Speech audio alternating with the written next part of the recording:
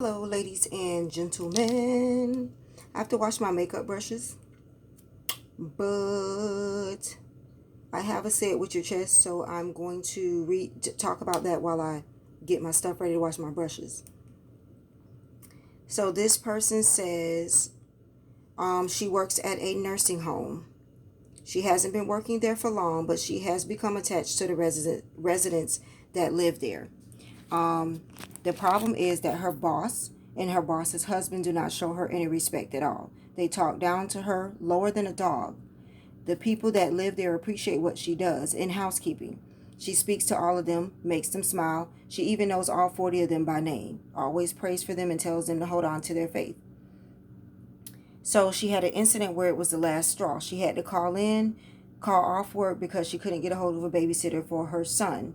Instead of the supervisor being understanding, she snapped at her for calling off in short notice. Now, this person has found a nursing home that is within walk. Hold on one second.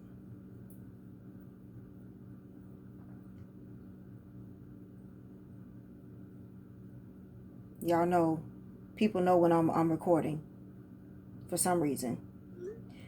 She said that she has found another job that is within walking distance of her job. She filled out an application to work there part-time.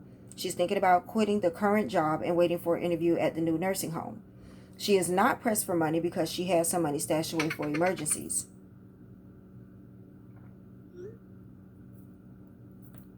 All right. She has some money stashed away for emergencies. Her bills are always paid. Everything is always taken care of.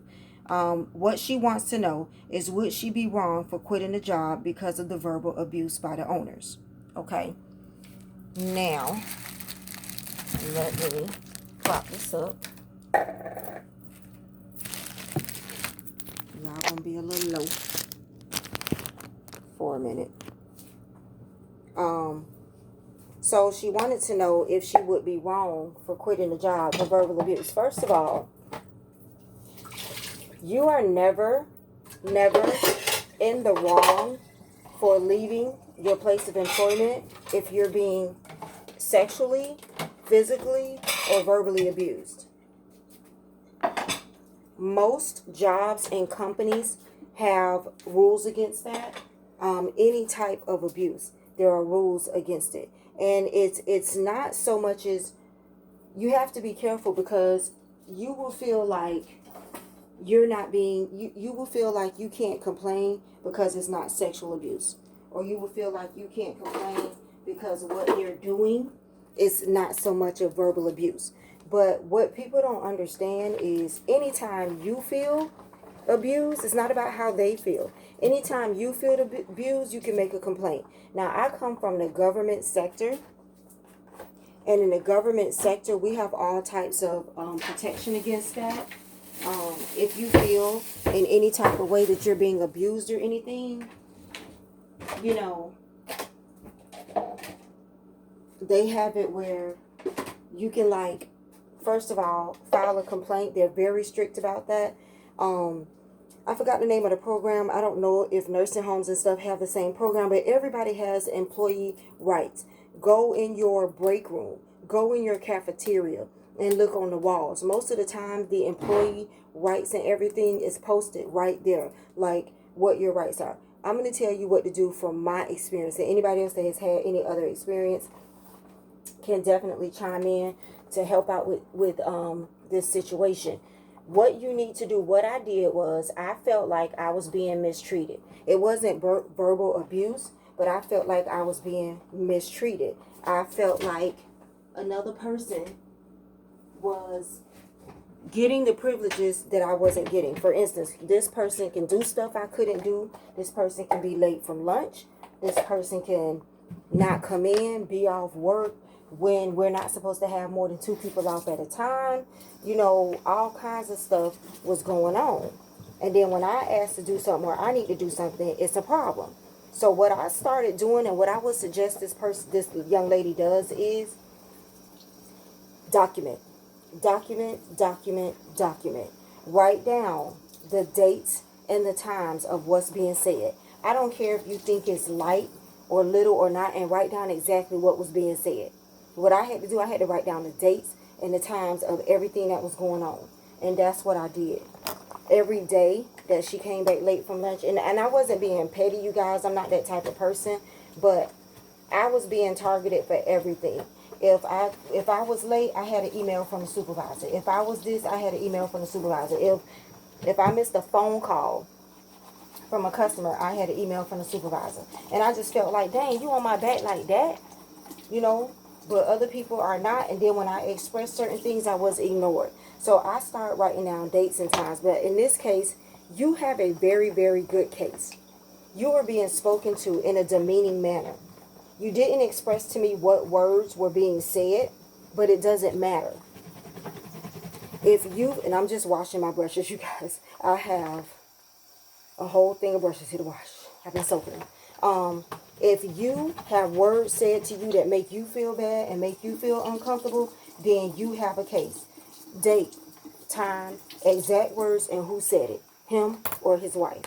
Date, time, exact words, and who said it. Him or his wife. The reason why I say that is because even with my case, when I left, the unemployment office granted me unemployment based on harassment.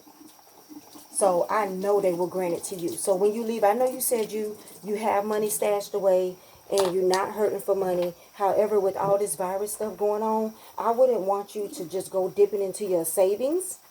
Now, nursing homes are not never really going to go out of business. They're always going to need someone to take care of these people, even in this pandemic. So you have a good career path. You're in a good career path. What I wouldn't tell anyone to stay anywhere that makes them feel uncomfortable.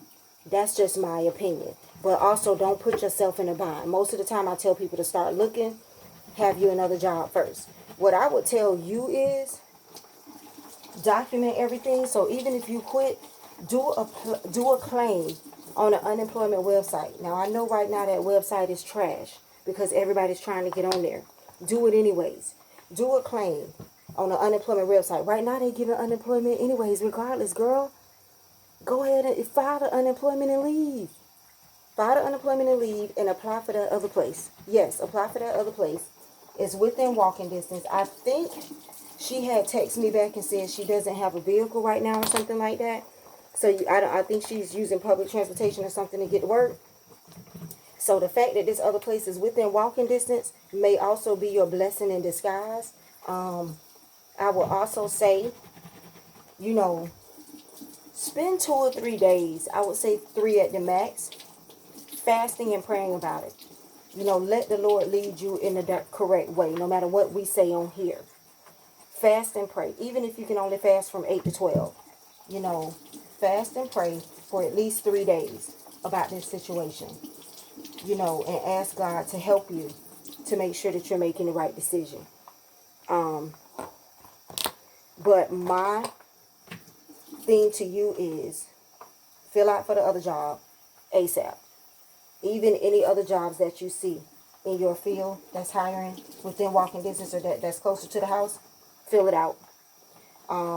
Document everything they saying to you. Make sure you have date, time, and exactly what they said. Do an unemployment claim in case you have a couple of weeks where that other job has not contacted you back to work yet. I do want to say, don't leave every job because of people. You're always going to have somebody. Anytime you don't work for yourself, you're always going to have somebody on the job that you don't like. It's always going to be somebody on the job that you can't stand. Okay, guys? So don't think that I'm saying, oh, as soon as somebody make you mad, go ahead and quit it. No, because you'll be leaving 13, 14, 15 jobs. So do not misconstrue what I'm saying. I worked for one of my city jobs that I had before I met my husband. I don't know how long y'all been following me, but I was there for 16 years.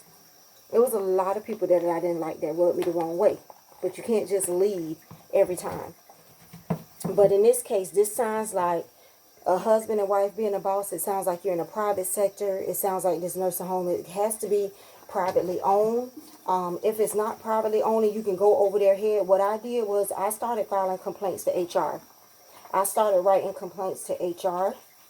Date, time, information. I started doing that. Now, I don't know if you guys have that type of department because like I said, with you saying husband and wife, that's kind of throwing me off. You could be through an agency.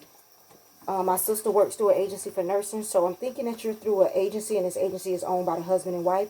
If you can sign up with another agency, sign up with a different agency, and get out of there. If you can't get any justice with them, with the agency, sign up with a different agency and get out of there. But in your case, you're kind of in a good spot because you have a good career path.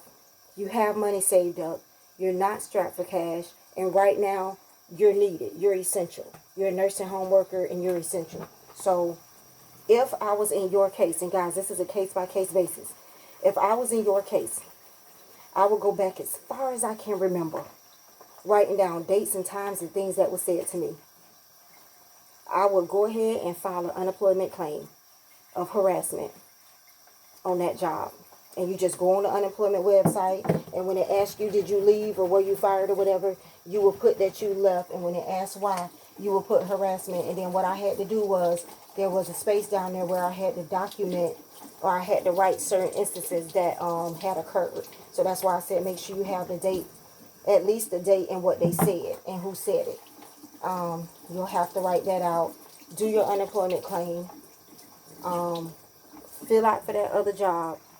But people get really, really depressed. People get really, really upset when they're being abused like that. And I don't want to see that happen to you.